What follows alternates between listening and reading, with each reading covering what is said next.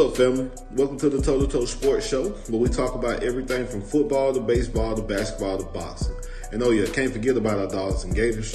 You never know what you'll hear from Kb Steveo, and you'll never know who you'll see stopping by to kick it with the guys. So make sure you check us out live every Sunday at 11 a.m. Eastern Time on Facebook and YouTube Live. Peace. I ain't never played sports. You know what I mean? I always have, you know what I'm saying, like music and love music from the jump. So that was my just plan A. I ain't even have a plan B. I made myself not have a plan B on purpose just so I can fulfill my plan A.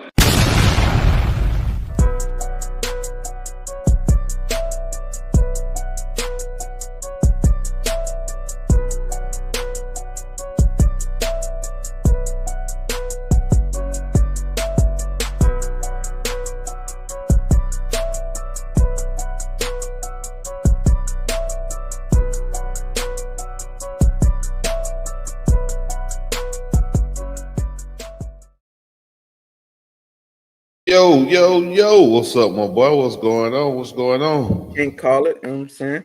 Can't call it another day. Yes, man. You know, y'all come on in here and talk sports with your favorite cousins, man. Y'all know me. I'm your boy Steveo. That's my boy KB. And y'all know what we do here at the Toe2Toe Sports Show. So, yeah, let's get this thing started, man. It popped off. Big weekend sports, man. Big week so far, man. We got the game 7 today. That's always fun, man. I don't think any sport, baseball, basketball, you know what I mean, there's no sports fan that I know that don't like the game 7. Bro. Yeah. Win or go home, lay it on the line. You can define your legacy. You get to go to the Western Conference Final. The Thunder have been the hottest team all year, the best team all year. Oh, yeah. Denver Joker, one of the best teams in the West, championship pedigree. Yeah, man, it's just all about what you do today, man, is what matters, man. It's been a good series. I don't think anybody expected anything less. I thought the Thunder would win it. I still think the Thunder get the win today, but I don't know, man. What you think? What you think going on today, man? Give me your prediction for today, Game 7. Man, I predict the Denver Nuggets to win it all, man. To win this game. I just think that experience, they've been in this situation before. You know what I'm saying? Like Joker, battle tested. Like you have a team full of guys who just play well. And then Russell Westbrook, you know, who knows? He bound to come out and go crazy. Like I think they just have a perfect mix of players with experience, and I just don't know that. I don't know if the Thunder have what it takes as a full team. You know, Shai gonna do his thing. You know what I'm saying? I think he's just one of those guys to where game 1, game 7, it don't matter. He gonna ball. But I just think Denver's gonna pull it out, man. I think the champion will come out of whoever wins this. Ooh, yeah. I mean, so far it looks like the Western Conference has the two powerful teams, but I don't know, man. Momentum is a lot. The Knicks on hot right now. Knicks got a lot of momentum. They seem like they exercise some demons when it comes to beating Boston. Now, did they celebrate a little too early, and did they get kind of all their energy out when it comes to Boston? Yeah, maybe. But I think the Pacers, man, I like the Pacers in the next series, not gonna lie. I think Halliburton kind of took it personal when they voted him as the most overrated player. Yeah. And man, he's been busting their ass ever since. And I think too, just look at the team top to bottom. I think that Thibodeau only has a small rotation of guys that he trusts, and I feel like Indiana, man, they kind of deep, man. They got a deeper team or a deeper roster than the New York Knicks. So I'm gonna go with the Pacers in this one, man. I think the Knicks exuberated a lot of energy in the last series, and I don't know if they can get that back, man. You know what I mean? I think momentum is everything, and I think right now the momentum definitely favors Indiana with sweeping or one game in the Cavs, a gentleman sweep of the number 1 seed. Yeah, I'm not. Yeah, I think the Knicks benefited more from a Tatum thing than they did of just a domination thing. Not to take anything away from them, but like you said, I think Indiana pulls this. I don't think it'll be a game 7. I think the most of it goes to 6 at the most. I just don't see it happening. But I love it, man. Knicks versus Pacers. Story rivalry. You know what I'm saying? You go back to Reggie Miller and you know what I'm saying? And Patrick Ewing, the Trail Sprewell, yeah, all them eras and them series, them guys going at each other and battling. Like I said, it's a rivalry, definitely. Can't wait to see it. Spike Lee gonna be on the sideline. Reggie Miller gonna be in the house commentating. Hey man, it's gonna be good to go. It's gonna be a good series. I can't wait to get it started. Then you got Ant-Man out there in the West, putting Golden State to sleep, putting LeBron to sleep first. The man said he had a hit list, and I'm pretty sure Joker and SGA are both on that hit list too. So I can't wait. I think Joker's more because I think he's going after the proven guys like LeBron. You know, look, he's 40. He shouldn't even be playing. It don't matter. It don't matter if you 40, 50, 30. You the king. You the GOAT. You that guy. You the highest scoring it's NBA like player of all time. It's like Jordan getting dunked on his last year. It don't matter. It's like, yeah, but still Jordan. I got it. I'm gonna claim it. And then beating Golden State without Steph, it's like Steph was there the first 2 games when they got their ass whooped. So I don't think why everybody think Steph gonna make a huge difference or what's gonna make a big difference. Don't get me wrong, he can go nuclear, but at the same time, he didn't make a difference when he was in there. So they lost them games. I'm not. What are we talking about? Very true. Steph ain't winning. Steph ain't no difference maker like that. No more. Don't get me wrong. He'll get you hot. He'll win you a game in the series. He has that ability to get hot. But we haven't seen the same Steph like series to series to series or game to game to game in a few years now. You know what I mean? Honestly, he'll give you that game. I think they miss Klay Thompson a lot more than they expected to. I think they thought they had a replacement in Klay Thompson with Kuminga. I thought Kuminga was going to do more. And the other boy that they paid too, they got punched in the face by Draymond before he got shipped out of there. They thought he was going to be that Poole. They thought Poole was going to be that guy. So I thought they thought they had a succession plan in place, or at least some type of a game plan with Steph getting older, Klay getting older, Draymond getting older. But none of it is panned out. You haven't been able to kind of bring that next guy in to kind of take some of the pressure off Steph. And when they did bring in Jimmy Buckets, I thought that was a good move, but they couldn't stay healthy. You know what I mean? So if you can't stay healthy, it don't really matter. But the Warriors have been kind of on the declines, man, since their last championship. You know, it's hard to maintain that kind of a status for that long, man. I think Steph will retire there. I know they were talking about could that be his last game in Golden State. I think Steph will retire in Golden State, or if not, he may go back to Charlotte. Like it'll be on some shit like I want to play at home, play for my home team.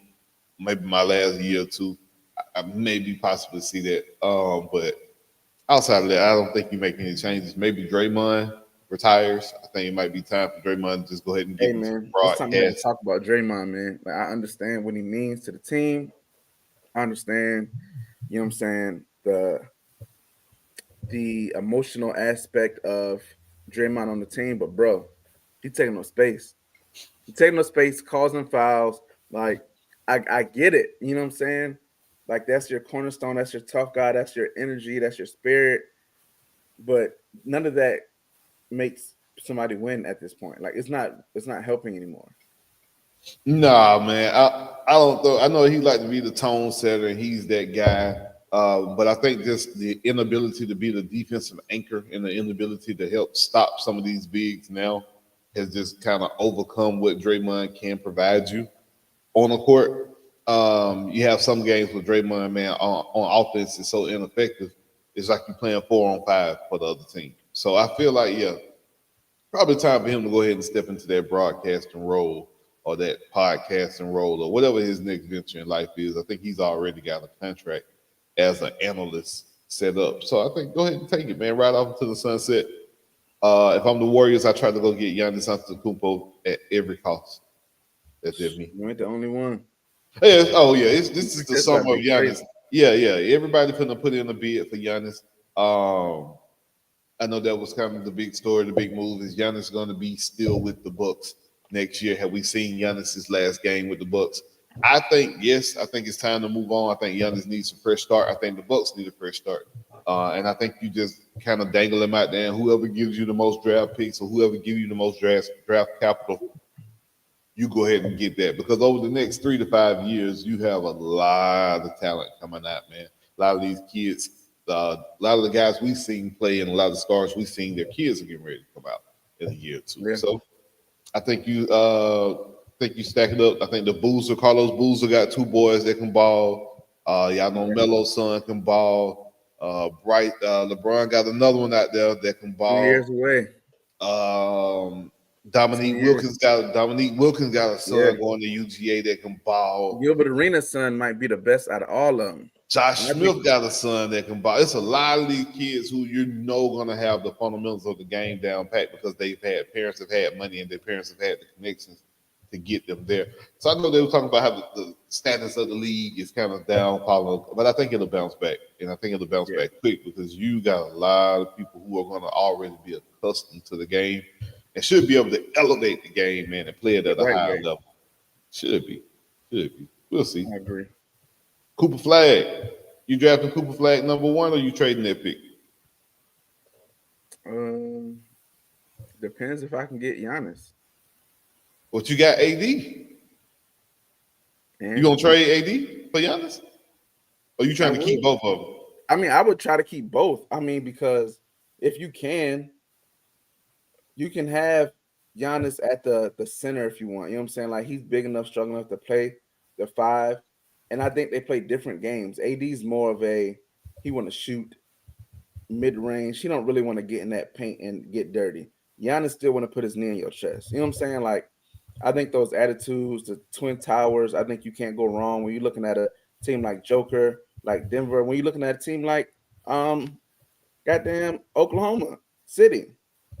They got some big boys over there. You know what I'm saying? Like, teams are starting to get bigger. Boston, Porzingis, Horford, like the big man is showing that it's a need. Like you got to have a big man. Like that whole small ball, everybody can shoot. It looked great for a few years. Now we're starting to see the need for having a big man who can bang, but also maybe can stretch out, shoot the deep 2, maybe hit the 3 here and there. But you need the guy that's going to be the dominant on the inside. So I would, because I mean, that's what Cooper Flag is. Cooper Flag just can do everything you just described, and the kid is like 6'8", 6'9". He's long. He got some wing to him. You know, he's long. He got to feel into his body. You got to give him a little time. Giannis was small when he first came in. I'm just saying. I ain't saying he's gonna be Giannis or the next Tim Duncan, but Cooper Flag is man. If he's as advertised.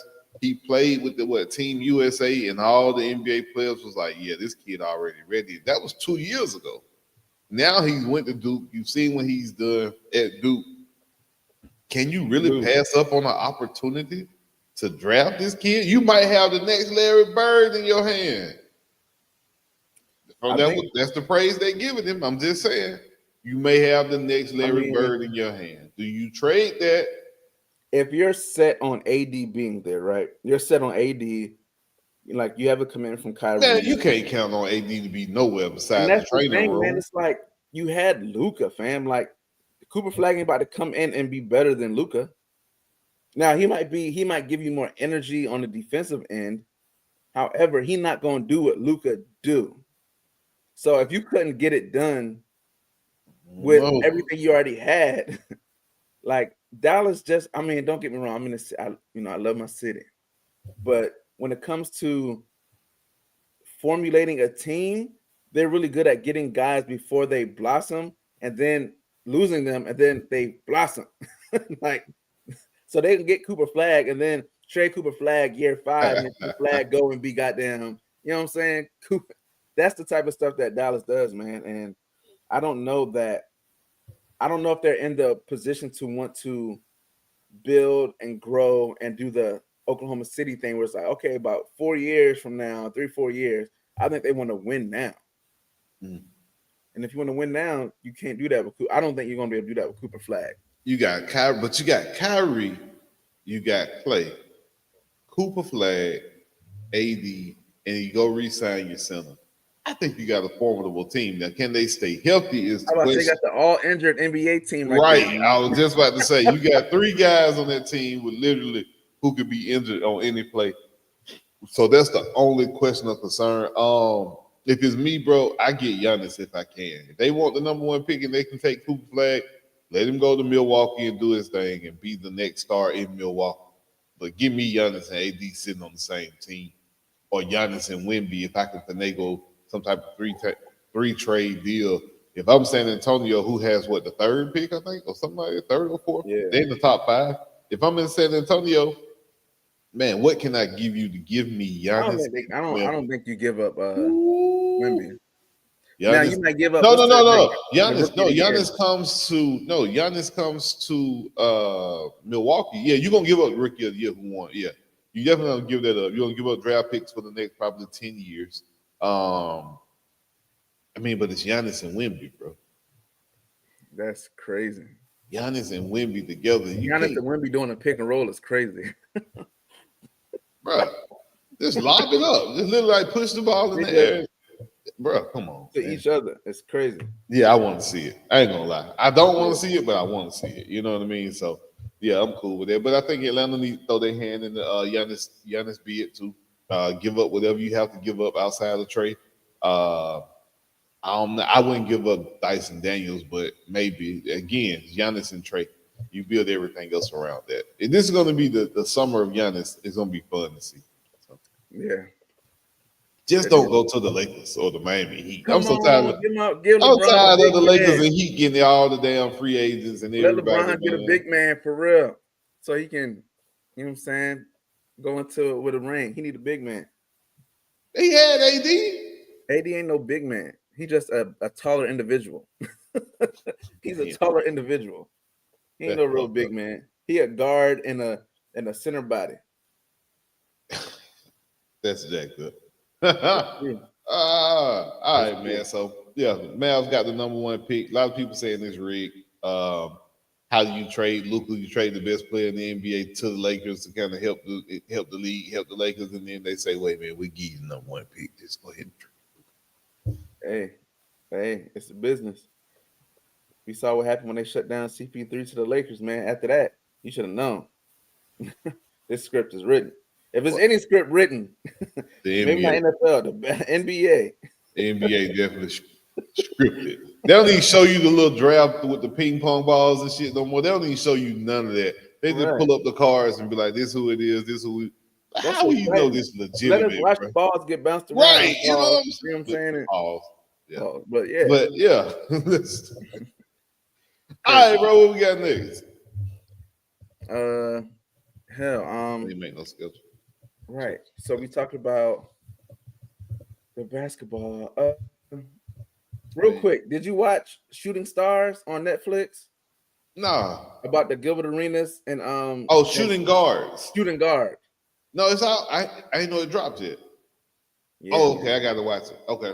No, I haven't seen it. I'm gonna let you guys watch it. We'll talk about it next show. Yeah, I'm watching it today because I already know that thing's spicy, bro. Man, I was sitting there. Jess was like, she was like, "This Gilbert Arenas guy's an asshole." I said, "Yeah." But when you see it all happen, you're like, "Yeah, man." They kind of. I know they said Gil kind of instigated the shit, kind of. You know, popped it off.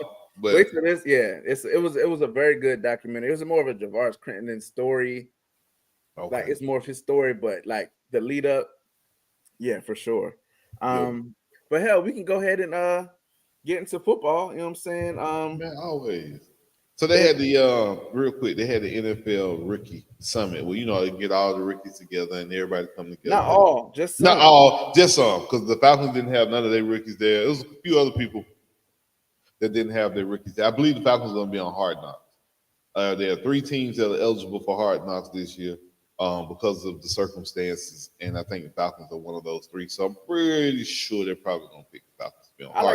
I like how they did last year. They have like the preseason Mid. thing, then mid-season, then like towards the end. Like I like that setup. So, but Yeah. I love the storylines.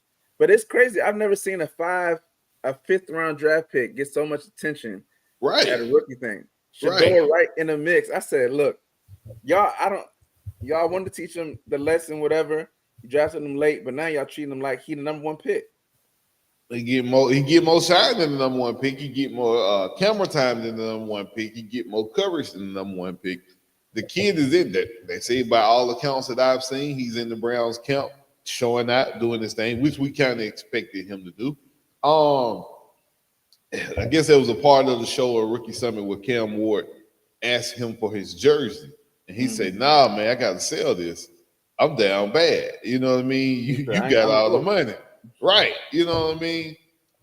When you look at it overall, man, you look at, like you just said, the NFL and how they're treating Shador and they're treating the situation, man.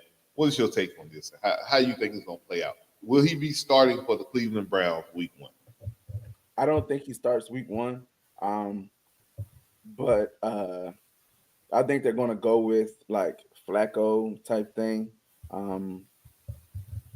Unless Shador just goes crazy in training camp, which it looks like he is. Like everybody's like, from a football between the lines, there's no between him and Dylan Gabriel. There's no competition there. I think they're going to go with the vet though.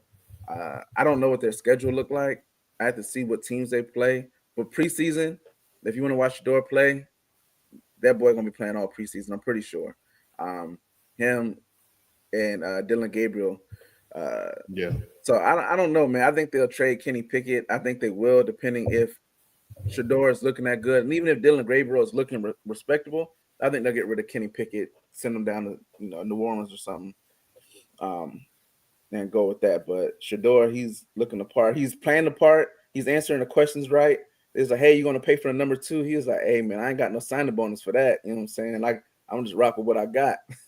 And I like that he's playing his stardom down because we know he got money.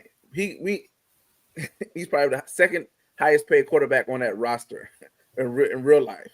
Yeah. But I like that he's playing it down. He's playing his role. I saw a clip with him and Judkins was getting dressed, and he was like, yo, put on your socks, fam. It's the NFL. You got to show your stripes. Like, you got to wear your uniform the right way. And Justin's like, oh, man, I didn't even know. He's like, yeah, man, follow the kid. I got you. So I like that he's already in that leadership role. He's not doing this. He wasn't doing this when they were telling him to do it for the NFL, for the rookie mini camp. He was like, nah, I'm going to just do this. Like, it ain't about me. It's, I like that. So, man. Yeah. I think once he got to a team, I feel like once he got to the NFL, I didn't feel like he would ever have a problem handling himself. I just wanted to make sure. I thought the issue would be them looking past all that, which we saw a lot of teams have the issue doing. But the Browns being the damn Browns, you wasted a draft pick on this quarterback, Dylan Gabriel, when you could have got another weapon. You could have got a lineman. You could have got a linebacker, safety, something else to help your damn team. Because, like you said, you got Flacco there, Flacco there, Kenny Pickett there, Shador there, Dylan Gabriel, and you still got touch 'em up Watson still sitting over there on the sidelines as well. So what do you do with all these quarterbacks, bro? You probably realistically carry 2 quarterbacks into the game? No, they'll carry 3, and then they'll have probably one in on the practice squad. So again, you got 5. You got Flacco, Watson, Pickett, Watson's out for the season. He's not playing this year. He's gonna be inactive, but he showed the workout videos like he getting ready. Then I think he'll be there. It all depends. Like, everything is banking on what Shador does. If Shador is playing good, that's the best case scenario for them, because then you can have him, Kenny Pickett, there, have Dylan Gabriel on the practice squad, Deshaun Watson, you can slow roll him. Perfect scenario.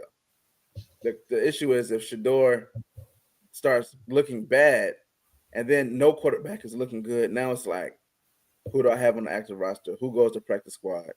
Are we going to keep them on the practice squad? Because they can go somewhere else and Yeah, and that's what I'm saying. So if you put Shador on the practice squad, he gone. who stops him from getting picked up from another team? So you can't do that. Dylan Gabriel, you probably would be the one you put on the practice squad, or Kenny Pickett. Kenny Pickett probably getting cut. I'm gonna be honest with you, because you got to think you got Joe Flacco there. You're gonna let one of the rookies be the backup while you have Deshaun Watson on the inactive list. You're not gonna put Deshaun Watson and Kenny Pickett on the inactive list. So yeah, I think Pickett will be the odd man out. I think it'll be highly interesting to see how it plays out, man. I can't wait. I really was hoping that the Browns were on hard knocks so we can kind of see like the behind the scenes and the inner workings of the shit. But it's all good, man. I know the NFL schedule. We did talk about the schedule release. I know. Let's talk about week 1 real quick. You got the opening game is going to be what they got? Hold on one second here. Cowboys at the Eagles. I always hang them banners, man. When you hanging up banners and you win championships and you play that first game, always kind of tricky, man. I don't know if you be so locked in that night, you still be in Super Bowl mode. You got your rings and you get the ceremony going before the game. It's a rivalry game. I ain't saying that the Eagles are gonna lose, but I'm saying that the Eagles better be careful. And you know the Cowboys drafted that Jalen Carter stopper, so he's gonna be ready week 1. I can't wait to see this game. I'm honestly happy they made this the first game, especially after Dallas did all that woofing when they did draft this kid. So we get to see it week 1, prime time, Thursday night. Him and Jalen Carter go lock up. I hope Dallas get the ball first. I just want to see the first play, Jalen Carter pick him up and throw him 15 yards down the field. He'll take the 15-yard penalty. That's what Jalen gonna do. But yeah, Booker, I don't know. I don't know what you was thinking about that. You're not gonna have a off play like Jalen Carter. Then you got to deal with Big Bum Davis, and then you got to deal with whoever. I know, was it Graham retired? Yeah, Graham retired, but they still got Nolan Smith coming off the edge, beaming. There's a couple other guys on the inside that they still got, man. Yeah, that is the first game of the year going against probably the best defensive line in the NFL, arguably. Yeah, it's going to be a hell of a day for your first career start in the NFL. I still got the Eagles spanking the Cowboys. Like we said, we were talking in the chat earlier, and the Cowboys don't have a verifiable run game. Mm-hmm. And they paid Dak, 50 million to throw the ball. They made the investment of going to get Pickens. Great pick. I love the trade. I like it. I love it. But you better be able to run a goddamn ball. I don't know who their running back is. I can't tell you that part. I know Malik Davis on there. Shout out to my Gators. But outside of that, Malik's not the starting running back. You know what I'm saying? I don't know who they go get. Nick Chubb, if you ask me. I feel like Cowboys would be a perfect setup for Nick Chubb. Like you said, they got the rookie in there. They got the running back to go kind of lean on a little bit more. But Chubb don't have to be the man. You know what I mean? He don't have to get all the carries. I feel like if you go get a Nick Chubb, he gives you the security. At least you know it. You know what I mean? You got a steady running back. You got a guy who can pick up the blitz. You got a guy who can do a lot of the things that you need to do at running back.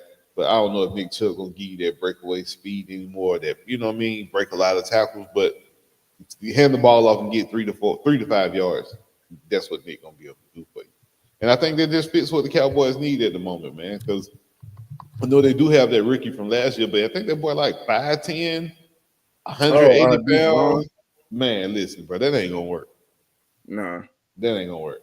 It's not sorry. Like I'm looking at their roster. They got Javonte Williams. Who else here? Deuce Vaughn, Miles Sanders, Phil Maffa, Hunter Luepke, Jaden Blue. Oh, so whatchamacallit not even Blue? Who? Malik Davis. So I mean, maybe you can see Jaden Blue might be. Yeah. You know, give him a chance. But I think they're gonna be one of those teams that once people make those roster cuts and they start cutting them down, you'll see a guy from get picked up because the Eagles running back room is full. They full. So one of them ain't gonna make it. I hope, you know what I'm saying? I hope Montrell Johnson makes it, but I would love to see him with the Cowboys. Yeah, man. Yeah, gonna be interesting, man. So that's the opening game.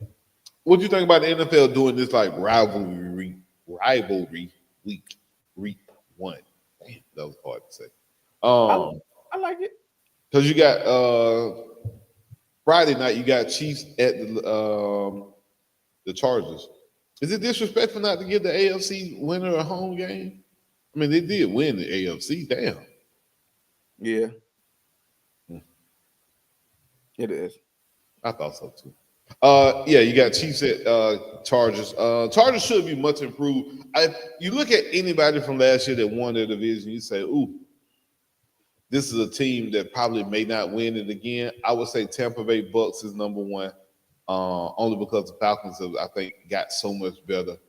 And then you look at the Chiefs, man, the whole division got better for the Chiefs, man. It's not one team in that division that didn't make some upgrades between the last 2 years to really say that they can be a contender. Even the Las Vegas Raiders, bro, with Geno Smith, I think that makes a huge difference. Just having a competent quarterback with a dynamic tight end like Brock Bowers, who's damn near like tight end, wide receiver one, then you go out there now and then you add the running back, number one running back in the draft coming into the draft. Got Pete Carroll, a little bit more of an old school, you're going to run the ball on first and second down type thing, which will help protect Geno. I don't really think the Raiders had a bad offseason. It might not have been like the glaring one that a lot of people wanted, and you might have, you know what I'm saying, might not have went and got that guy. But to have a quarterback in Geno, bro, that's a whole lot better than having Desmond Ritter as your damn starting quarterback. I think having Chip Kelly, Kelly, look at that. And you got the offensive guru. Yeah, out now that he don't do that hurry up shit and he just be and Chip Kelly, you'll have him for a year, maybe two. Like, yeah. So you gotta. I don't know if anybody's ever gonna give him the keys back to their organization. I think they will. Oh shit, I don't know about that. NFL or college? NFL, because I think if you show that. The thing that hurt him was trying to implement that hurry up offense in the NFL. Like that was his bread and butter. And I think teams was like, nah, that ain't gonna cut it. So I think him going back to college and him really showing what he could do as far as calling plays for Ohio State, put them over the top. And then if he does well in Vegas, but that's what I said, for like a year or two, because they love an offensive guru as a head coach. He has a head coach history, so you know he can do it. It's just, can he contain himself? And that's going to be the key. I was just about to say that. I don't think there's ever been a question about his offensive scheme or his ability to scheme up plays. It's him being a people's person and him as a person. You got to go listen to some of them podcasts with Deshaun Watson before he got, Deshaun Jackson and what's your boy, the running back, Shady McCoy, and how they just talked about him just as a person, bro.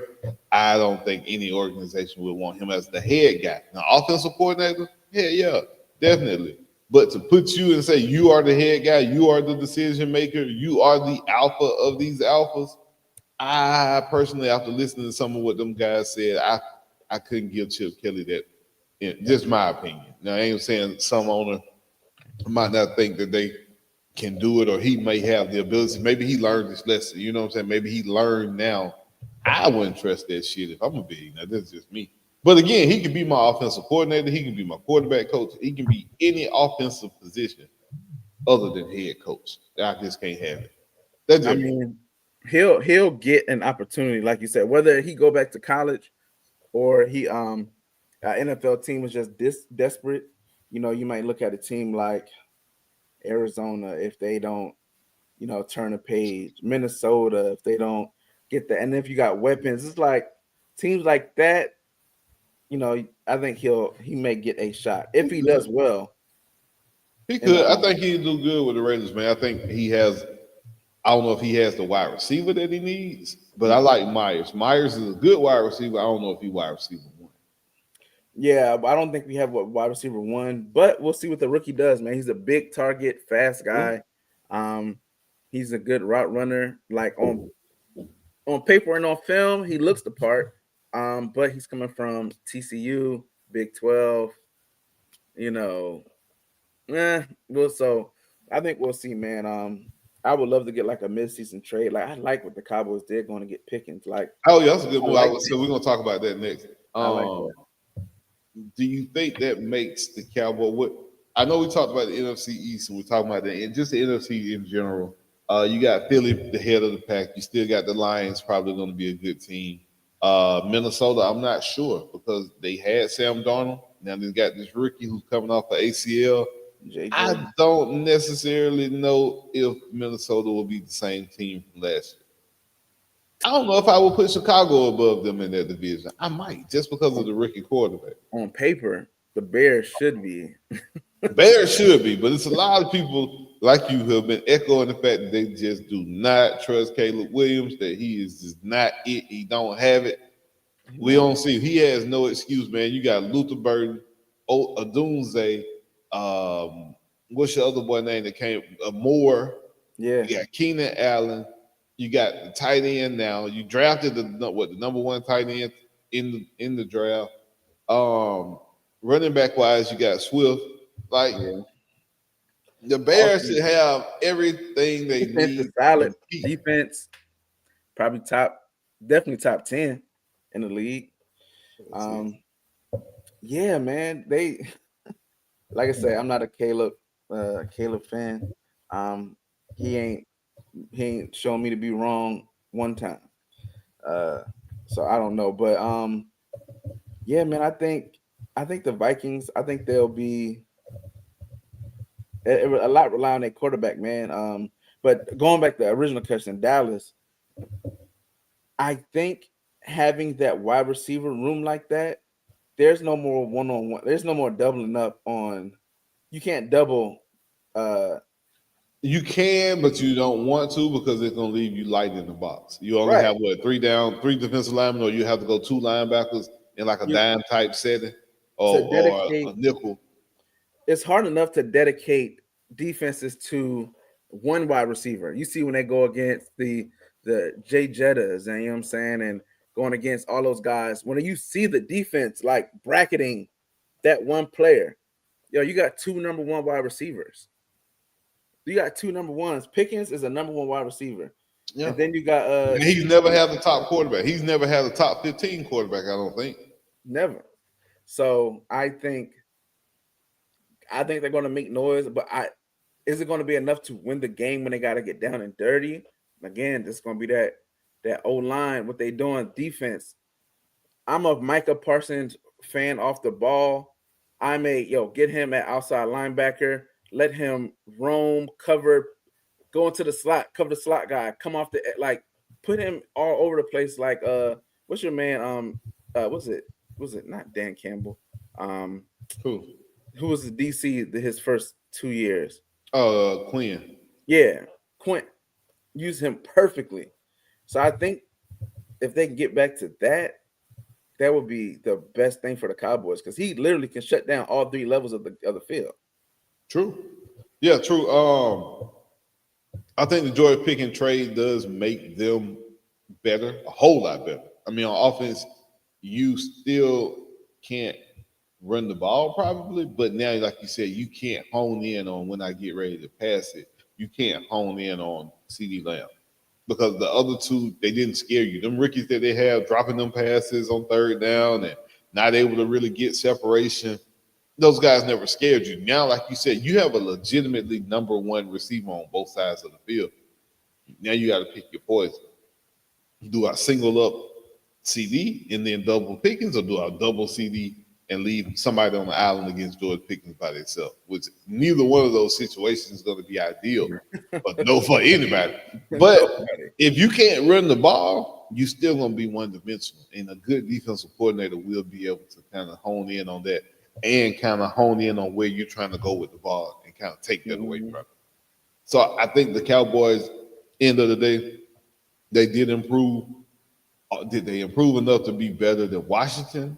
Maybe. Philly, I don't think so. Washington got better too. They got True, see Debo Samuel. Now you yeah. can't do that with Terry. Same situation, but Debo can do more than George.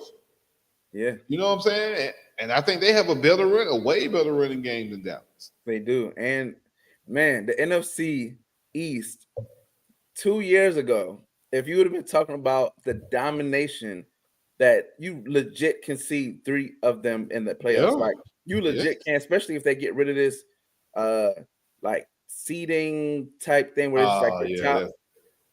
Yeah. It's gonna be NFL owners crazy. have to vote on that. It's gonna be crazy because the Eagles are the Eagles. They the best built team in football history, probably. And then hell, even the Giants. I mean, they are the shit show of the NFC East. But when you look at it, like they got their quarterback that they were looking for. You know, are we going to see? You know what I'm saying? What he can do. You got a nice little running back. You got Scatterbo. You got a little running back room, wide receiver wise. You know what I'm saying? Like they have the pieces. Defense, Jesus. I think the Washington definitely has the ability to win the division. Then you look at your Cowboys offense. The offense has the ability to win them quite a few games enough to get them in the playoffs. And then the Eagles may probably be the number 1 seed. So you got literally, like you said, 3 teams. They're going to kind of be like the NFC North was last year, beating up on everybody else and probably splitting the game amongst themselves. The caveat is who can stay healthy out of the 3 quarterbacks. Dallas has been the one who has proven that they can't really protect Dak and he can't stay healthy, but they invested in the offensive line. They got the number 1 offensive maybe guard. Is he a guard or top? Guard. They got supposed to be the number 1 ranked guard on the board, the Jalen Carter killer. So we'll see. I can't wait, man. I can't wait game 1, week 1, to see how it is. I know you mentioned it a few minutes ago. Michael Parsons now being the highest paid non-quarterback in NFL. Did he sign? Yeah, he signed. Yeah. Highest paid non-quarterback in NFL history. I think it's like $56 million per year. Going past Myles Garrett by damn near, I think 10 to 12, $13 million, I believe, per year. Me and you had this conversation. What was it? He debunked it. What the hell? He said that's not true. Oh. The contract extension rumor, they said it's not true. Probably his brother knows. So Jared, I guess they didn't get it done. From my understanding, the deal but it was an offer for him to get it was like a $48 million or something like that. Myles Garrett is at 46. So if you want to be highest paid, technically, if you want to go $1 over $1, $1 million over, $2 million over, that's probably what it is. Do you think Michael Parsons is worth more than Myles Garrett? That's what the question me and you had when you were talking about it. And I say, no, I can't. You said, yeah, you want to explain to the people your perspective. Would you like me to give my perspective first? You go first. All right, let me type this up. Who is more valuable and why? Myles Garrett and who would you rather have? Michael Parsons. Well, first of all, I'd rather have Myles Garrett because he don't do no podcast. He ain't sitting there talking about people every week. I ain't got to worry about him going on the show, talking about the owner, talking about the coaches not using him properly. I ain't got to worry about him going on there fueling the other team up.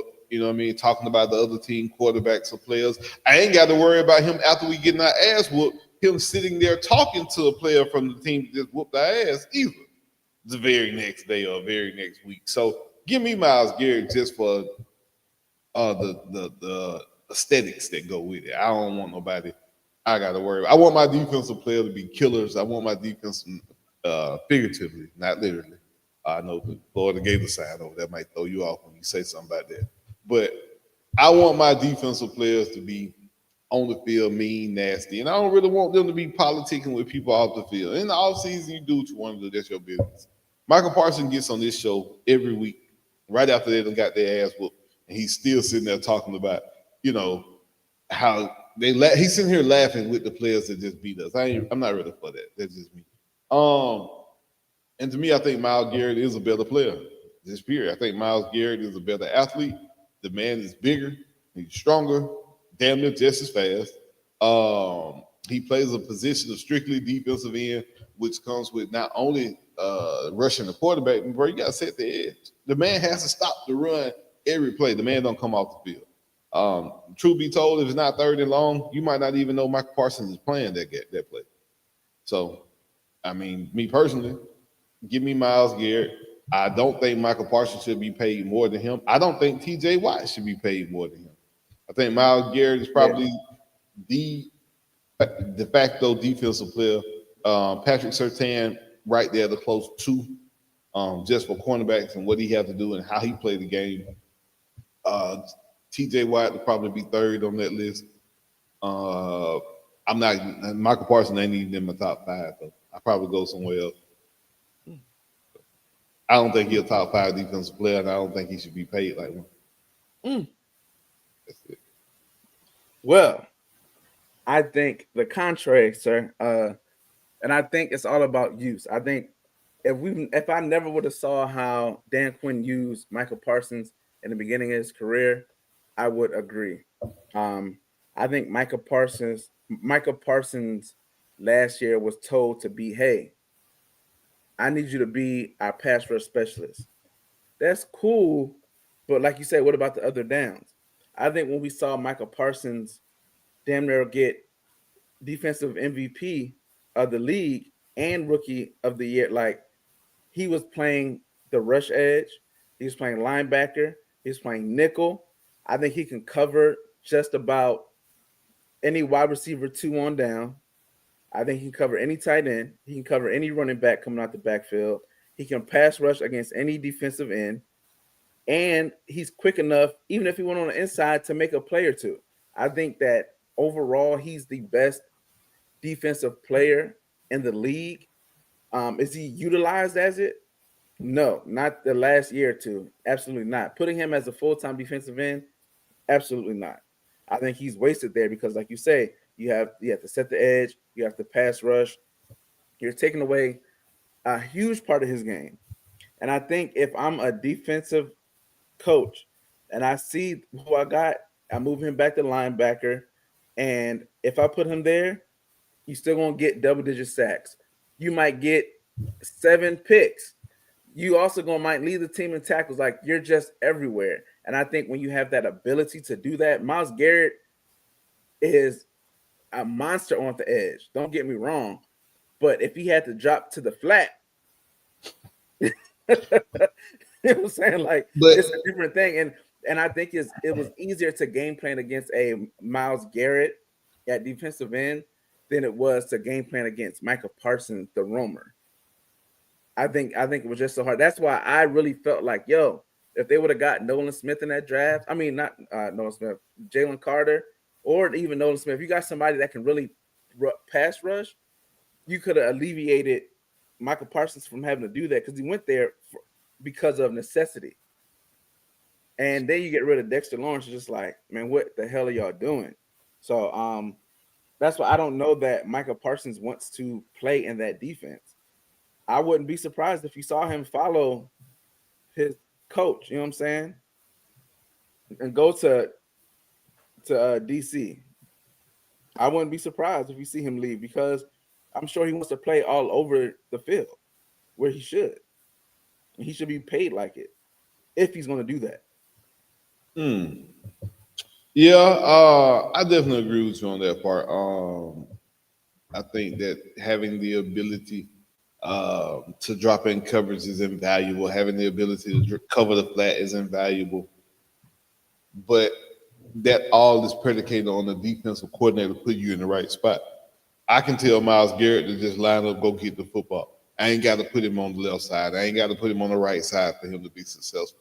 I ain't got to match him up against certain tight ends for him to be successful.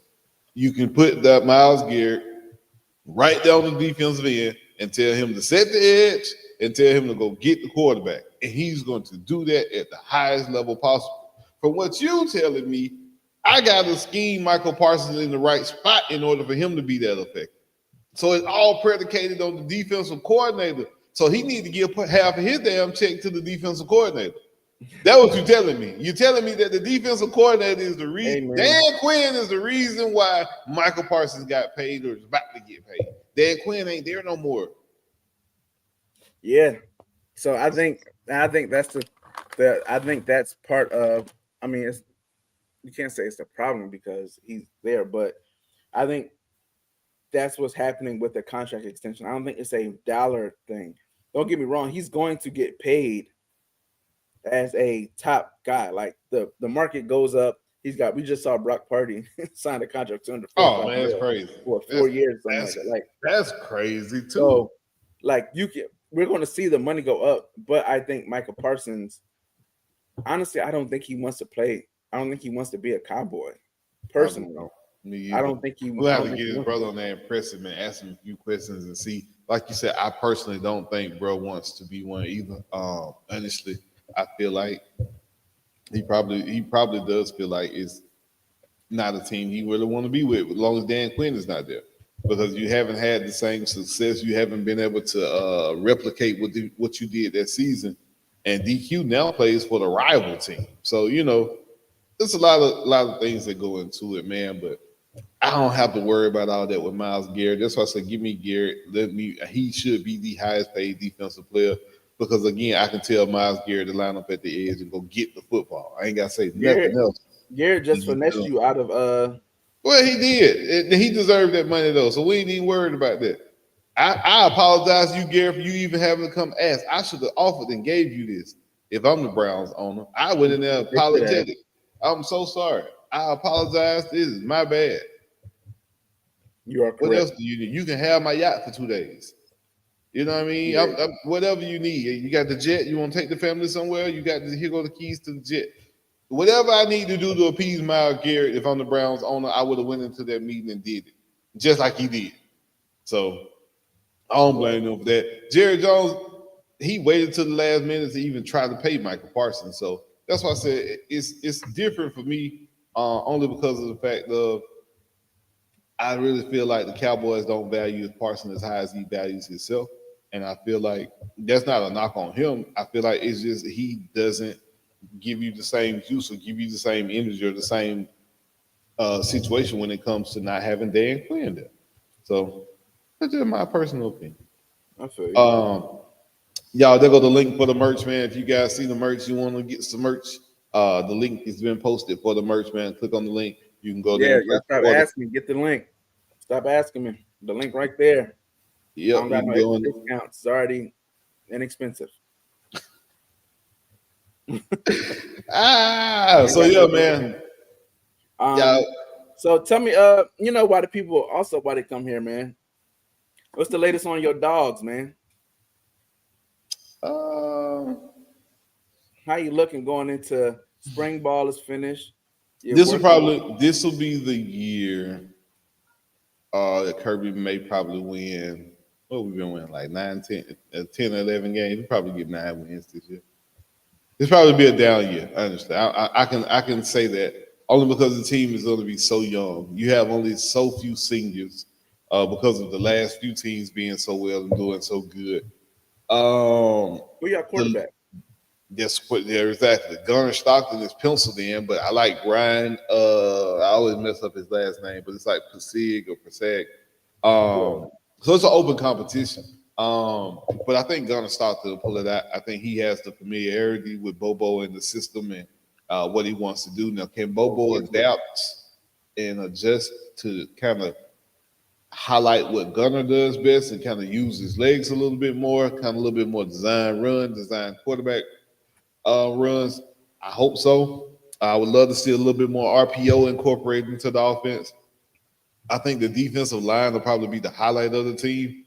But again, a lot of those guys are going to be young. You're going to be requiring on some guys who are, second-year guys who maybe didn't get a lot of experience last year, but you got some guys coming back from injury. You got some transfers with that boy Branch at wide receiver. They say he's electric. Flip the field when it comes to punt returns and kick returns. So that's something that the Dawgs haven't had for a long time.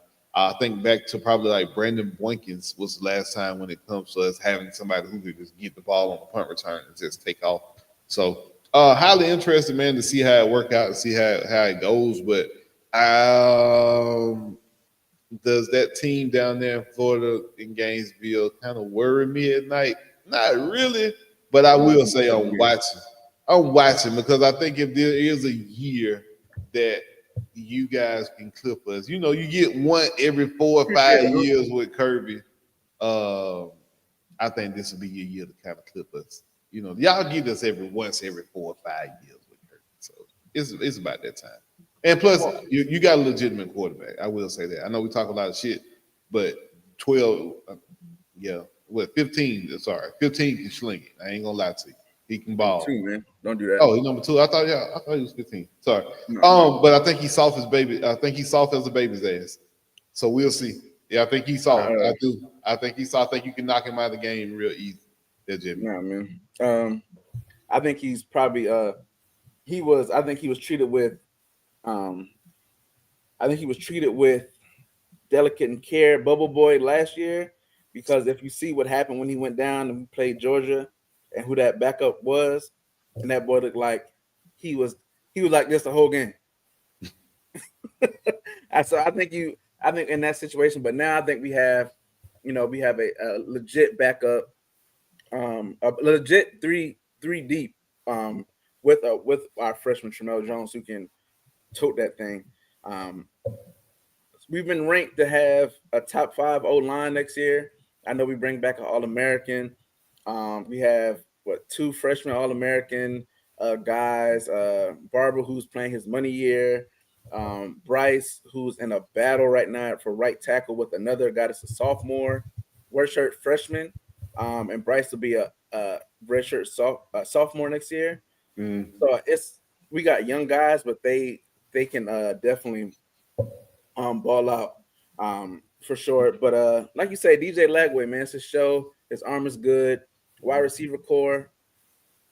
Them boy, if Callaway really has a hold of the offense, like he's really going to be the architect of it. Billy still calling plays. Just yes or no. I just want a yes or no answer. I just want a yes or no. I think he's calling some plays. He's not calling. You mean some plays? How you gonna get in a rhythm as a play caller if you're going back and forth between? Don't worry about it. It ain't even my problem to worry about. And that's the thing that I'm like, ooh, hopefully. So I think through the fall camp, I think you saw Callaway have a lot of play calling towards last year.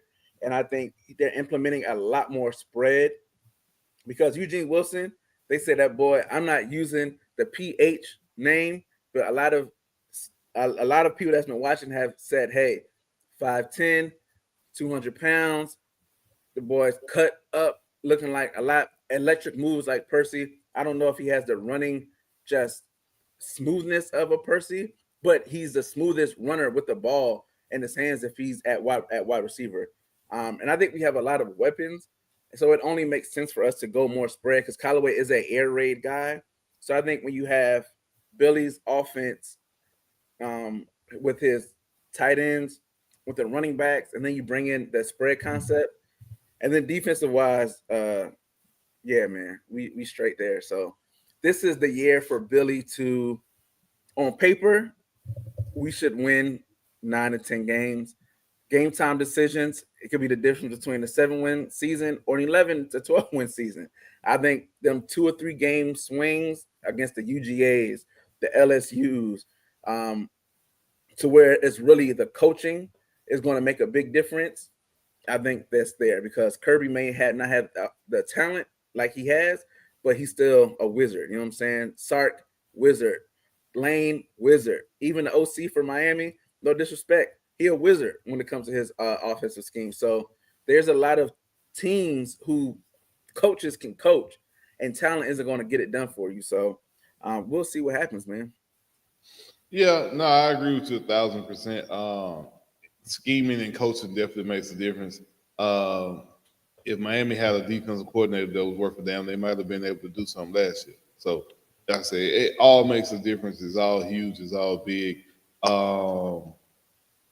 Trying to see, I should be able to share that link to YouTube, but it ain't letting me put it on there. So some reason it won't let me drop it in the comments on YouTube.